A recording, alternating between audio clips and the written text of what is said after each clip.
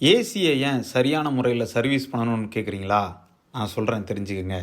Point number 1, நம்ம சுவாசிக்கிற காற்று நல்ல ஹைஜீனிக்காக ஹெல்த்தியாக இருக்கணும்னா ஏர் கண்டிஷனர் ரொம்ப க்ளீனாக ஹைஜீனிக்காக இருக்கணும்.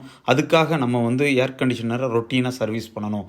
பாயிண்ட் நம்பர் 2, ஏர் கண்டிஷனரில் இருக்கக்கூடிய கூலிங் காயிலில் டஸ்ட்டு ஃபார்ம் ஆயிடுச்சுன்னா ஏரில் கூலிங்கை பிக்கப் பண்ண முடியாது.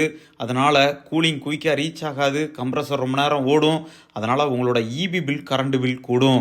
3வது, ஏர் குவான்டிட்டி, அந்த ஏரோட அளவு குறைஞ்சிரும். அதனாலையும் ரொம்ப நேரம் ஏசி ஓடும்.